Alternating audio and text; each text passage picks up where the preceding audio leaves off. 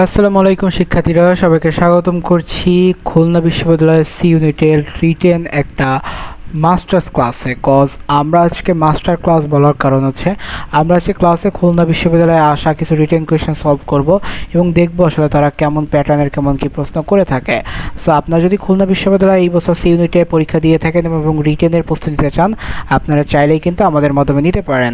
আমরা 30টি interactive class নিয়ে এসেছি, যেটা 90 দিন সময় নেওয়া হবে এবং এরই মাধ্যমে আমরা শুধু আপনাদের ক্লাস নিব না, আমরা পাশাপাশি আপনাদের সাথে কিন্তু প্র্যাকটিসও করাবো। সো আমাদের এই ওভারঅল জার্নিটা থাকতেছে আমরা 90 দিনের একটা জার্নি, 30টা ক্লাস দিব। বাট আপনি মনে করেন যে একদিন ক্লাস 3 দিন প্র্যাকটিস, সেই জিনিসটা আপনাকে কতটা ইম্পর্টেন্ট দিবে আপনাকে আপনার স্কিলটা বিল্ড আপ করতে। সো এই জন্য আমাদের ভিডিও শেষে যুক্ত থাকতে পারেন। আরেকটা বিষয় হচ্ছে আমাদের একটা গ্রুপ আছে, দুইটা গ্রুপে আপনারা যুক্ত থাকতে পারেন ফর আপডেট অর নিউজ এই রিটেনের জন্য, এবং এইখানে আমরা আসলে খাতাগুলো রিচেক দিব। সো চলেন এবং আমরা স্ক্রিনে চলে এসেছি। স্ক্রিনে এখানে দেখা যাচ্ছে যে খুলনা বিশ্ববিদ্যালয়ের ভর্তি 2024-25 বিষয়টা।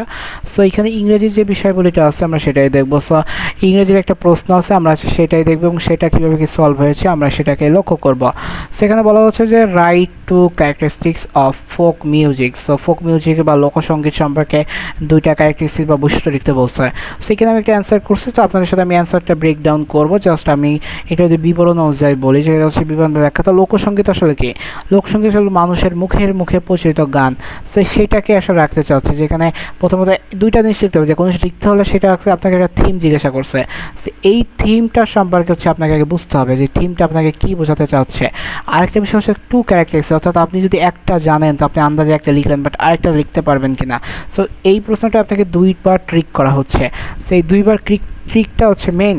সো আমরা এটাকে এসে ব্রেকডাউন করবো। দেখেন আপনার এখানে বলেছি কি যে একটা হচ্ছে ওরাল ট্রেডিশন অ্যান্ড হচ্ছে অ্যানোনিমিটি, এবং আরেকটা হচ্ছে কালচার রিফ্লেকশন অ্যান্ড সিম্পলিসিটি। অর্থাৎ কি প্রথমটা হচ্ছে এটা হচ্ছে একটা ঐতিহ্য, দ্বিতীয়ত হচ্ছে একটা cultural simplicity. So folk music is traditionally learn through listening rather than written music. অর্থাৎ এখানে আমরা আসলে এটার অরিজিনটা বলতেছি, এটা আসলে কি। সো ফোক মিউজিকটা হচ্ছে যে একটা ট্রেডিশনাল মিউজিক, যেটা হচ্ছে লার্ন থ্রু লিসনিং, অর্থাৎ এটা এমন একটা জিনিস যেটা আসলে লেখা থেকে শুনে বেশি শেখা হয়।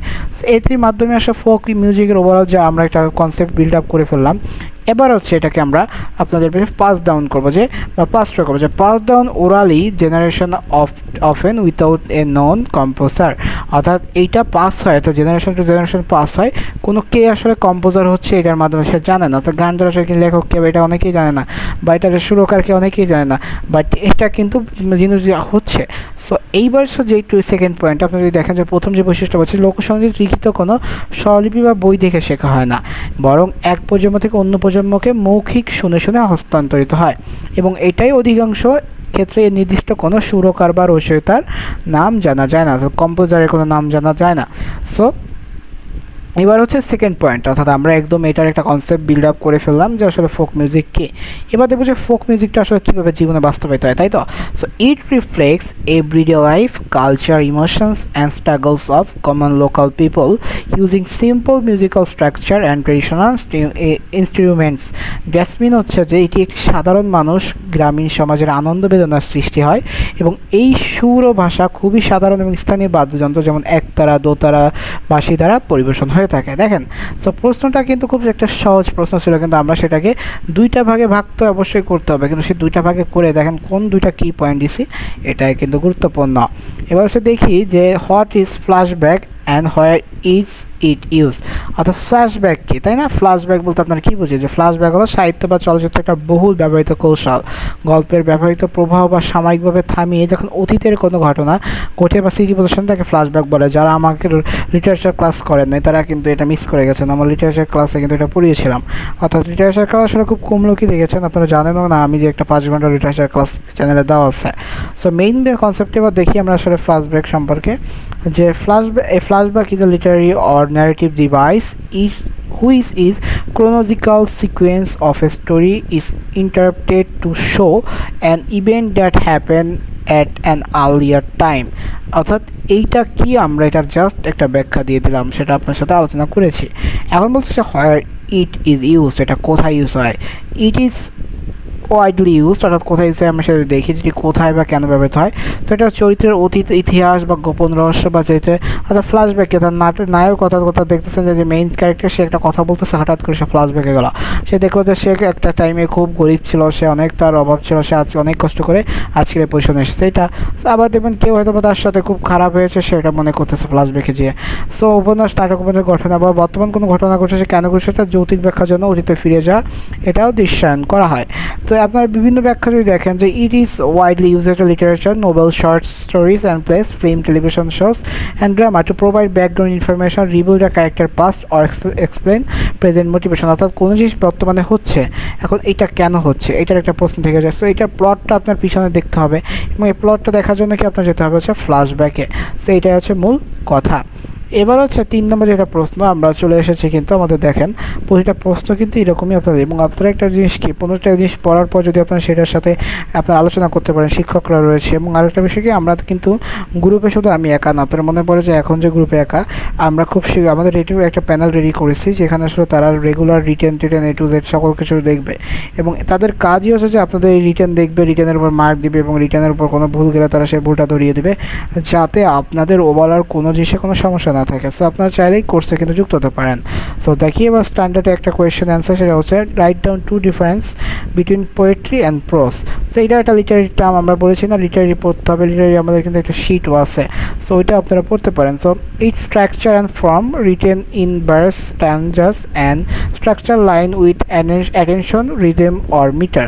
অর্থাৎ এটা যদি বলা যায় আসলে রিটেন, মিটার অর কি আপনার সেটা স্ট্রাকচার ওয়াইজ হচ্ছে এটা ভার্স, স্ট্যান্ডার্স অর্থাৎ স্ট্যান্ডার্স ছন্দ বা প্যারা যেটা বলে, and structure line with attention of rhythm and or metre. Metre হচ্ছে লেখার একটা মাত্রা আছে, so it is call metre.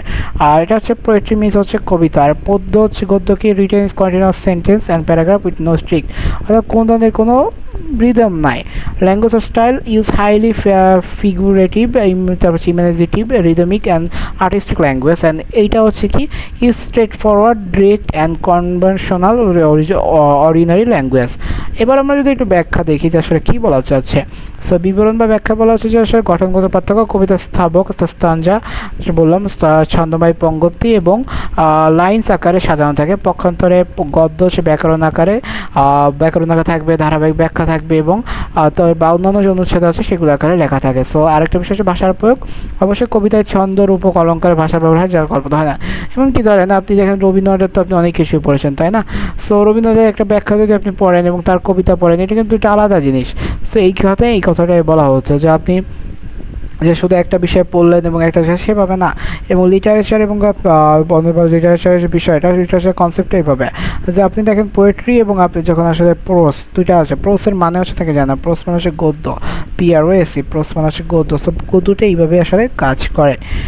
এরপরে চলে আসি আমরা আমাদের পরবর্তী প্রশ্ন, what do you understand by point of view in creative writing, অর্থাৎ ক্রিয়েটিভ রাইটিংয়ের পয়েন্ট অফ ভিউ কি। So in creative writing point of view আর POV, আপনারা দেখেন POV শর্ট দেখেন ইউটিউবে, refers to perspective or angle from which story is told. It determines who is narrating the events to the reader, অর্থাৎ এটা হচ্ছে দেখা যায় আসলে কে করছে। সো পয়েন্ট অফ ভিউ বা দৃষ্টিভঙ্গি বা এটা কথা কোন বলতে বোঝায়, সৃষ্টিশীলতা শেখায়। পয়েন্ট অফ ভিউ হলো একটি দৃষ্টিকোণ যার মাধ্যমে একটি গল্প সাহিত্যকর্ম পাঠকের সামনে উপস্থাপিত বা বর্ণিত হয়। সহজ কথায় গল্পটি কে বলেছেন বা তিনি কীভাবে ঘটনাগুলো দেখছেন সেটাই আসলে POV। সো প্রথম প্রকারভেদ হচ্ছে ফার্স্ট পার্সন, উত্তম চরিত্র নিজে আমি বা আমরা বলে থাকে যে first person POV, the narrator was is character in, অর্থাৎ ও যে ক্যারেক্টারটা বলতেছে ও নিজে ওইটার ভিতরে ইনভলভ আছে, it is first person POV। Second person POV, the narrator address the reader directly, অর্থাৎ ইউ, অর্থাৎ এখানে বলছে তুমি বা আপনি সম্বোধন করে পাঠককে উদ্দেশ্য করে বলা হচ্ছে। আর থার্ড পার্সন হচ্ছে একজন আদর্শ বা বর্ণনাকে সে তার বা সে বা তার দ্বারা ব্যবহারকে স্থাপন করতেছে। That's mean an outside narrator tells the story, how they also describe this point of view. So overall দেখেন তিনটা আমরা কিন্তু আলোচনা করেছি এবং এই তিনটা কিন্তু বলা যেতে পারে যে আমাদের one of the most thinking আমাদের এই সেক্টরে।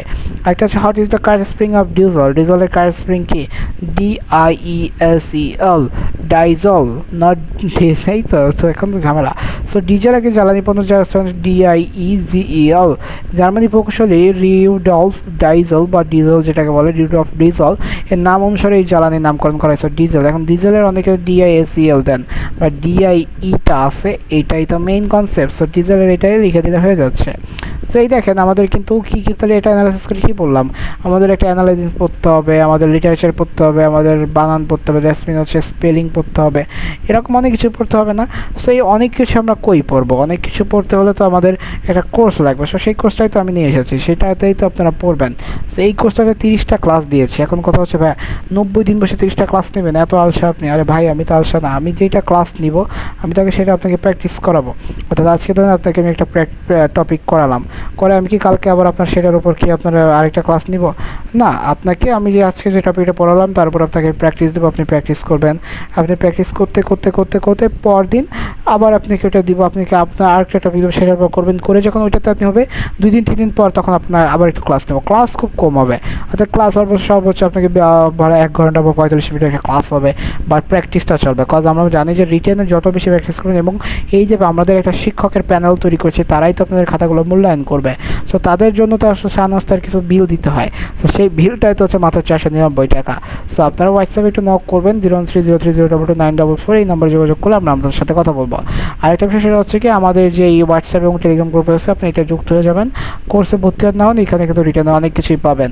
বাট আমি থাকবে যে আপনারা আপনাদের খাতাগুলো যদি রিচেক করে দেখতে চান, আপনারা এখানে যুক্ত হতে পারেন, এবং আমরা এই গ্রুপগুলোতে একটা সেকশন ওয়াইজ করে দেবো, যাতে আপনারা এই যে রিটার্নের খাতাগুলো আছে এটা, এবং কোনো সমস্যা হলে ডিরেক্ট আমাকে নক করবেন। সো এই হচ্ছে কথাবার্তা। আর এই ভিডিওটা কেমন হচ্ছে অবশ্যই জানাবেন। ভিডিওটা ভালো লেগে থাকলে অবশ্যই চ্যানেলটিকে একটু সাবস্ক্রাইব করবেন, আমাদের ফেসবুক পেজটা ফলো করবেন, এবং আমাদের যে 2টা গ্রুপ আছে ওখানে তো যুক্ত থাকবেন। তো দেখা হচ্ছে পরবর্তী কোনো ভিডিওতে বা কোনো ক্লাসে। সেটা সুস্থ থাকেন, সুন্দর থাকেন, পড়াশোনার সাথে থাকেন। আসসালামু আলাইকুম।